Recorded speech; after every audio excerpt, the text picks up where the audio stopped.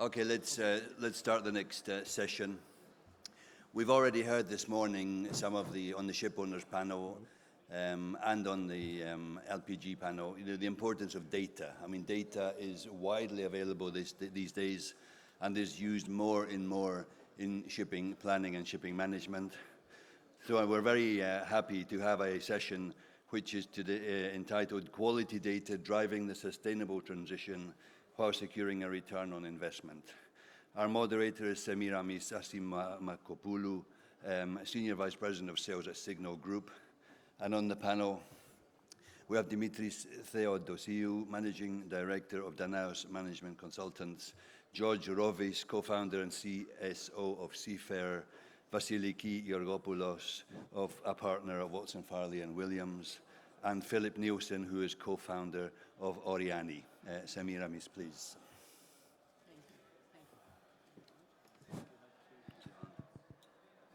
Thank you, Kevin. Yeah, all the mics are on, so you don't have to put it on and off, just keep them on, yeah. Hello. Always hard to have the session after the break. So we heard a lot about data this morning.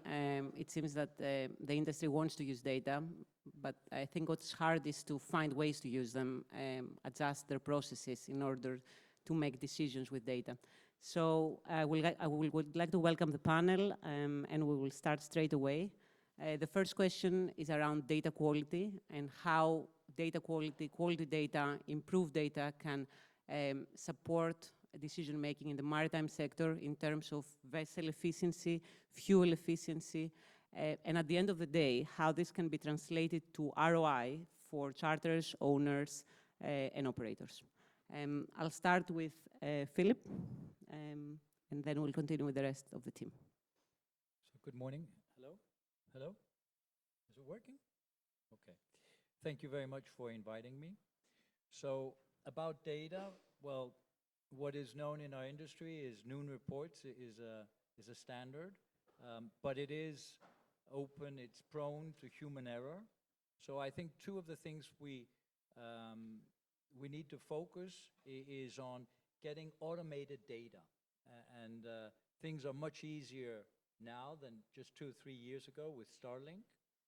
And I think one of the things is to acquire the data, but then we actually have to use the data and we have to combine the data. And I think this is the new step of combining different data sets and cross-checking data. So the quality is important, and let me give you an example. In a vessel, you have the main engine, and we can say that the fuel is the data. So depending on the quality of the data, then the engine will have problems or not have problems. But you need more than data.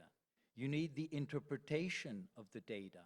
And that could be the propeller, because that's giving us it's sailing us to a specific location. And then we need the rudder. The rudder could be a platform. And the rate of turn is actually the ability of the platform to provide insights.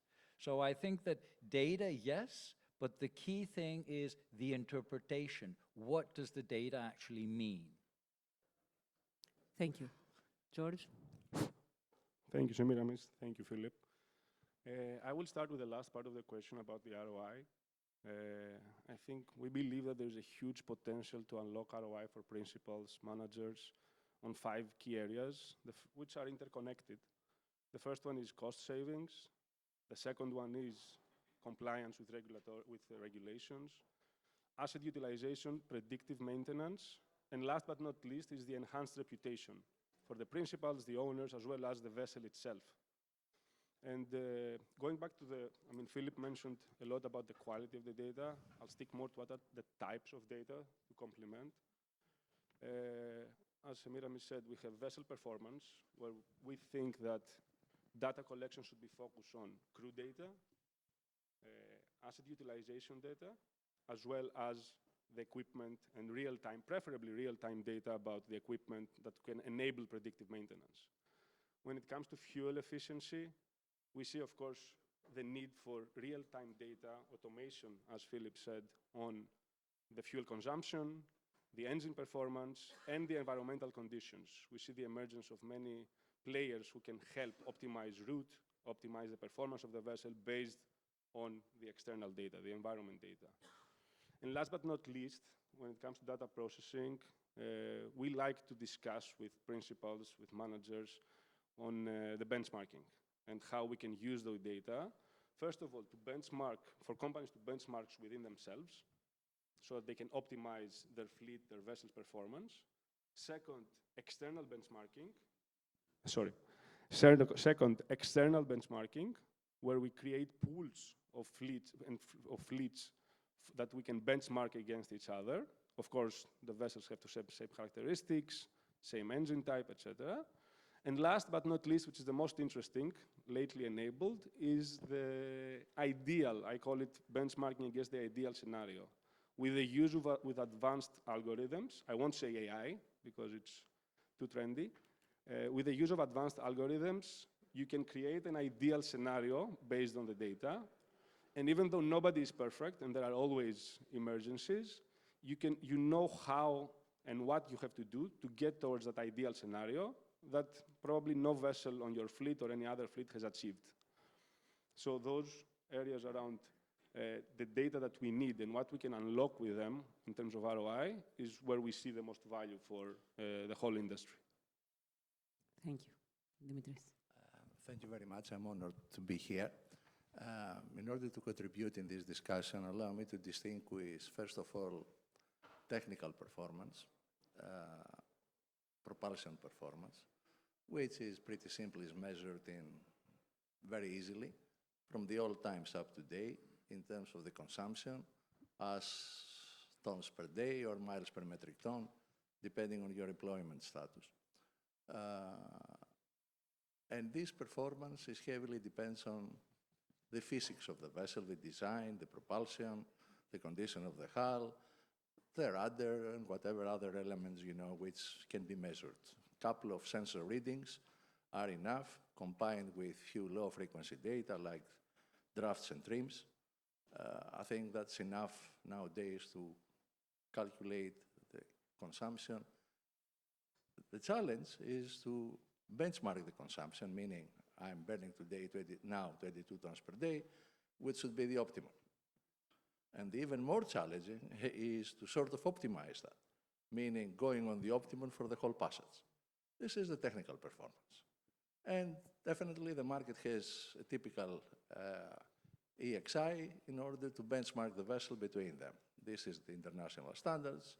You like it or not, this is it. Let's go to the commercial performance. The commercial performance is even harder because you have to translate the technical performance. You have to calculate based on your consumption, your fuel cost, put your time cost, and the miscellaneous expenses.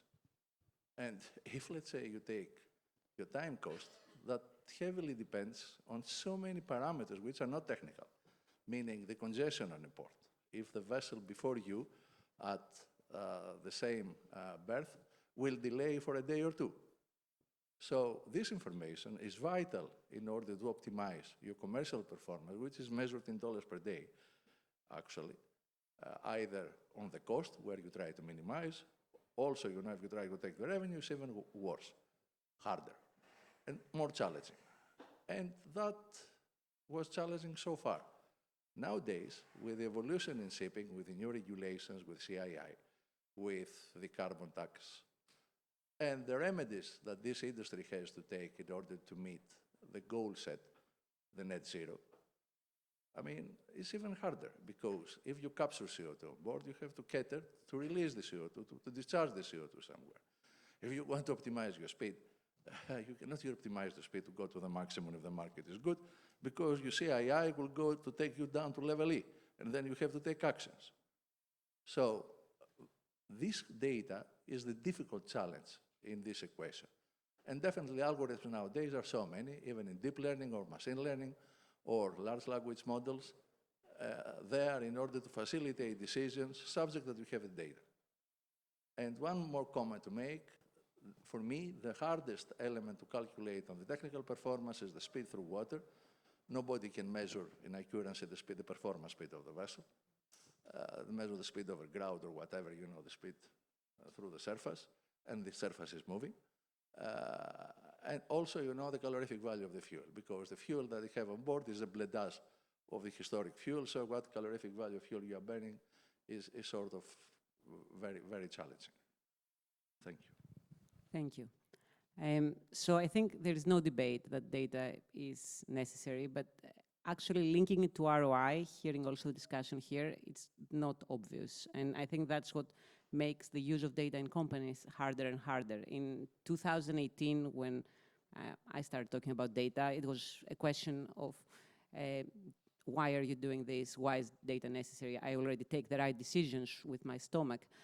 Today, it's just about who has the best data, and there's no debate anymore. But linking it to ROI, it's quite tough. And it's the only way to bring change management, if you can link it to actual true commercial performance and not just a process that doesn't have an ROI connection.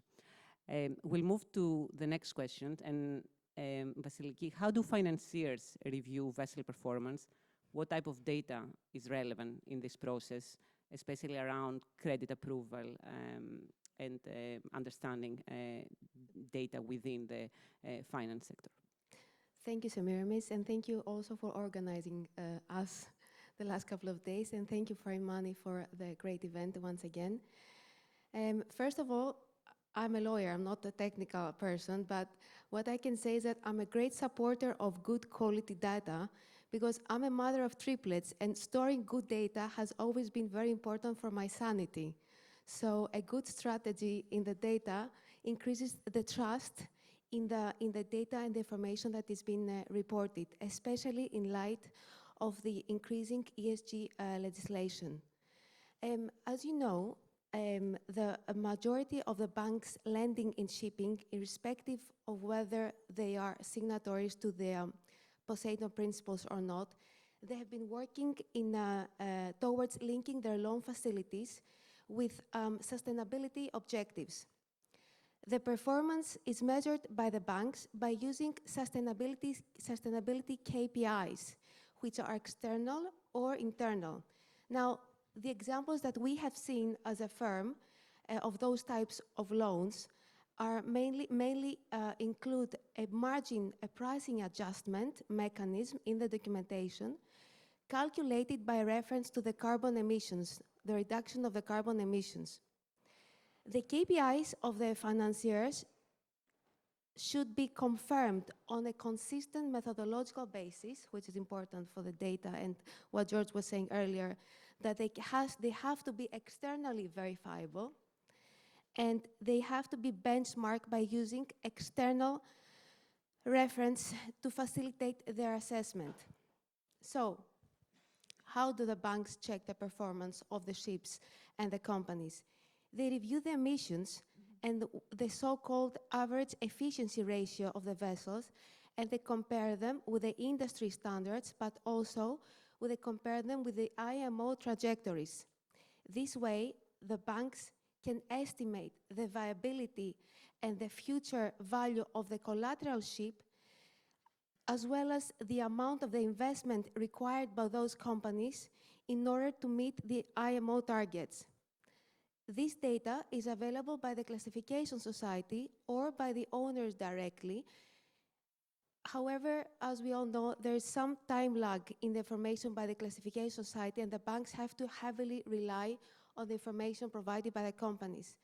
The banks also rely on the sustainability reports that the majority of the companies, especially the larger ones, are preparing each year. And finally, they're using their own questionnaires, which provide the evaluation of each company, as well as and each vessel vis-a-vis their peers and the regulatory requirements. There are still certain obstacles in the data provided to the banks. The first obstacle is the delay that I mentioned earlier, which relates to the delay in the information provided by the Classification Society. And the second, last but not least, is the cost, the additional investment that each company will have to incur in the new technologies and the know-how. Some of the companies, especially the smaller fleet companies, are unable to incur such costs. So that means that we have a two-tier clients for the banks. Those who can actually invest in ensuring that they have the good quality data, and those which cannot. And one could say that for the smaller companies, some of the products offered by those banks, such as the sustainability-linked loans, may not be available to them. So that's... Thank you, Vassiliki. I find it really interesting that there is this two-tier approach, and I see it a lot in Greece and elsewhere. And I'm sure that linking the ROI to your data use with triplets is probably easier than with technology and shipping. So again, in my opinion, that's a problem, and that's why the investment is also harder to decide. So we'll move on with the next question. And George, what are the challenges in achieving high-quality data and high-quality use of data? Thank you, Semiramis. Let me start by saying, first of all, that we are lucky because there is an abundance of data in the maritime sector. It's been heavily regulated for more than a century, so there's been a lot of data both for better decision-making and regulatory compliance. Now, you're spot on the data quality, which we also touched upon earlier. We see three main challenges on data quality. The first one is the inconsistent data collection, which also Philip mentioned briefly earlier. The second one is around high fragmentation, and which includes vessels connectivity. And the third one is lack of transparency and trust between the stakeholders. On the first one, let me tackle each one and also address how technology can help. On the inconsistent data collection, I think we all know what's the issue there. Data collection has been done manually for the majority of the data, and also in different formats. There is no international standard. Of course, manual is the most error-prone way to collect any type of data. And technology there can help through the adoption of tools that can automate data collection, continuous data collection, and also can enforce the adoption of international standards that can be used and make data compatible. On the second challenge, around high fragmentation and vessel connectivity, we know that companies right now have a hard time sharing data within their own departments because they are stored in different systems like crew logs, fuel systems, engine systems, and in different formats. And also, we know that vessels cannot be connected 100% of the time, which creates data gaps and blocks real-time monitoring. There, the internet can help, of course, through central cloud services that enable centralized data storage and APIs who help communication between different platforms. API stands for Application Programming Interfaces. And when it comes to vessel connectivity, of course, we know that there are solutions, Philip mentioned earlier, Starlink, which are make connectivity of the vessel more reliable as well as cheaper. But of course, even if the vessel is not reliable, which cannot happen 100% of the time, there are still applications that we use which enable local storage as well as synchronization whenever the vessel is connected. Now, on the third challenge and how to overcome it, which is lack of transparency and trust, we've seen companies that the departments are not trusting other departments in the same company to share their data because they have different incentives.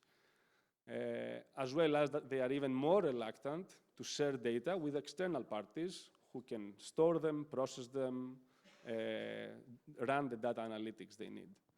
Technology can help there, I think, twofold, mainly.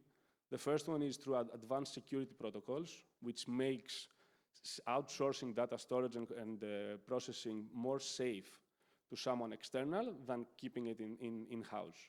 Basically, make yourself less vulnerable to cybersecurity attacks and trust your data to someone else, like Google, Azure, who have higher security protocols. And the second, which has to do with transparency, I think we're seeing more and more the emergence of players, like some of us are standing right here, the companies that are emerging that are tech companies, that can unlock a higher ROI, which we discussed earlier, by storing and processing the data. So it basically makes it, for a shipping company, for an owner, for a manager, they have more to lose if they keep their data in silos internally than if they share their data, and unlock advanced analytics and enable real decision-making and unlock the ROI. I think that's the main ways that we can overcome the key challenges that we're discussing, and I think we're working in the right direction, especially in the last 10, 15 years. Thank you. Philip. Well, I think George covered everything. Especially the last 3 or 4 years, we're seeing a huge change. But I think the main challenge, to answer your question, is how do we use the data? Because still a lot of shipping companies, they're just collecting data. I think we have to go to the next phase where it's analyzing, interpret the data. And there's a lot of tools. You can use machine learning to help you spot anomalies which are not easily identified with the eye.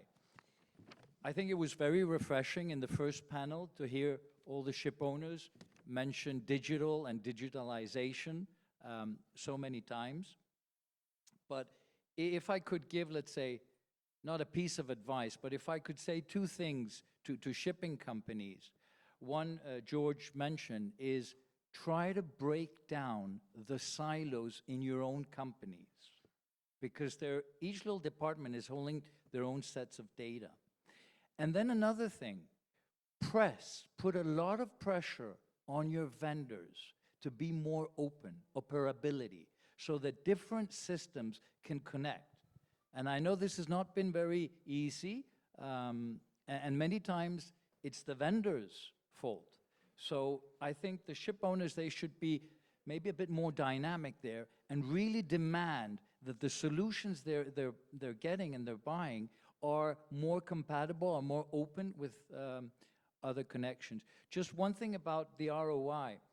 Last month I was at CMM, and there was a technical director from a very famous shipping company, and he was bombarded by all these very sexy vendors, and they all said, we'll give you a 5% fuel saving.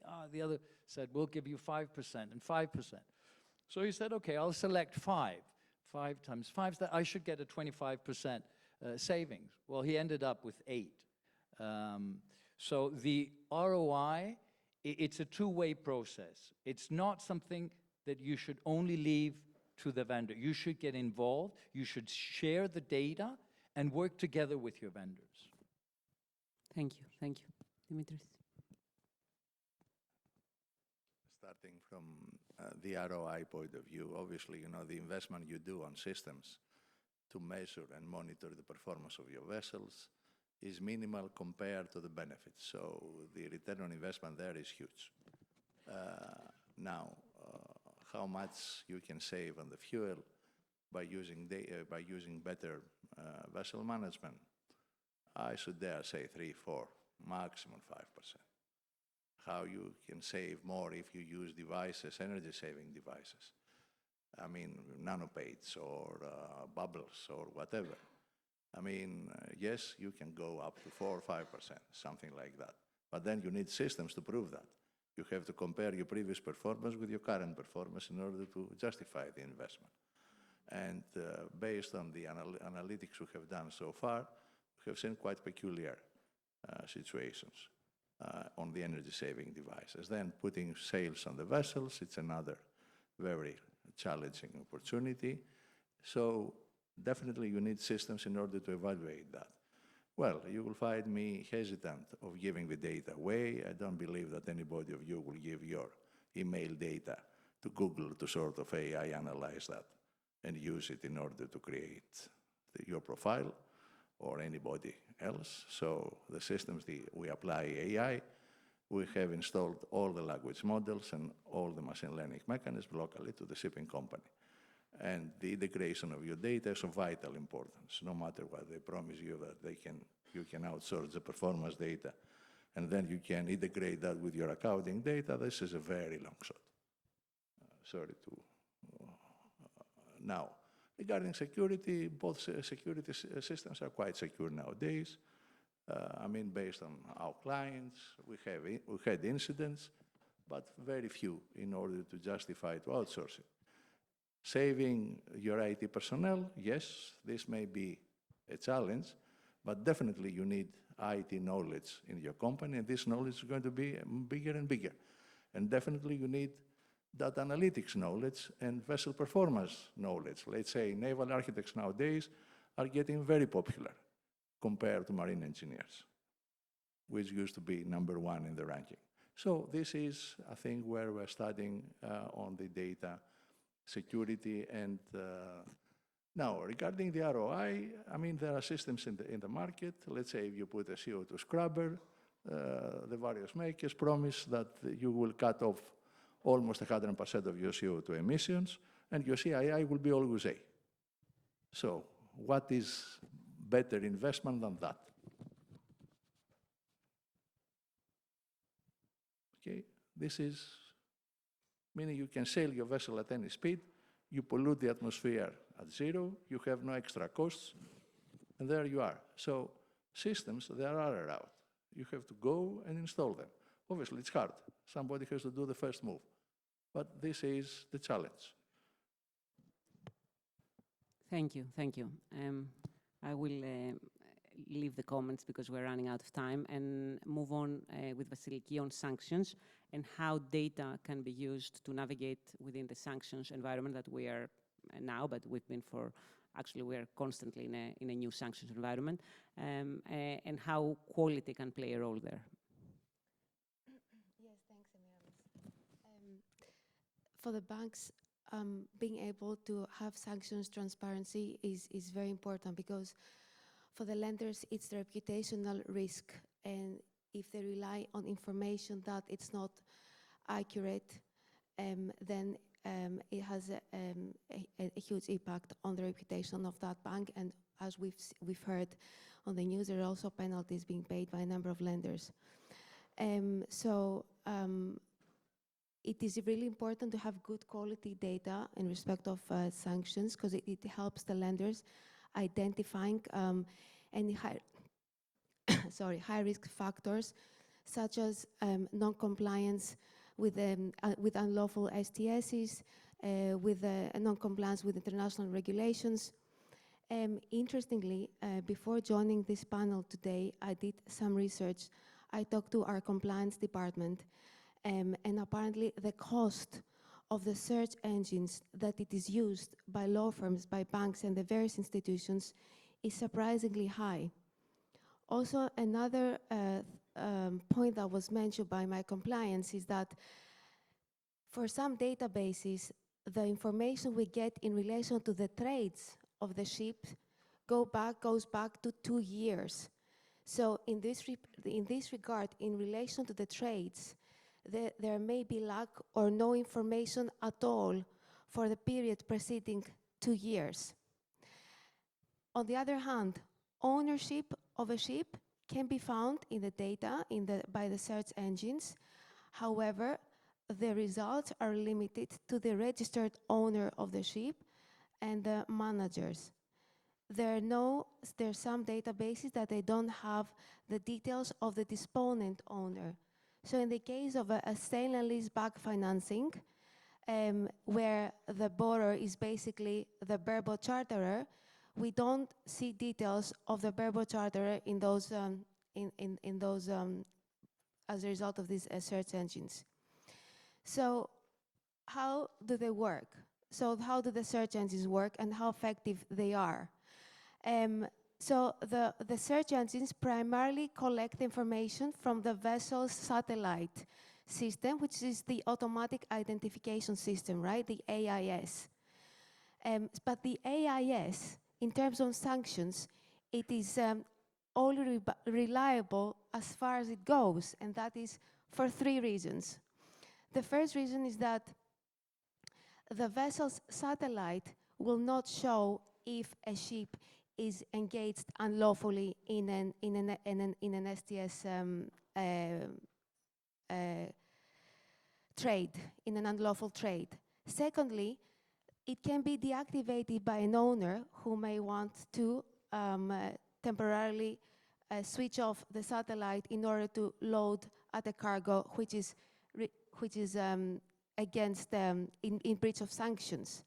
Thirdly, we could have a trade of a ship in Russia, but that ship can be fully legitimate because we all know certain trades in Russia are legitimate as long as they comply, the owners comply with the requirements, such as the price attestation caps.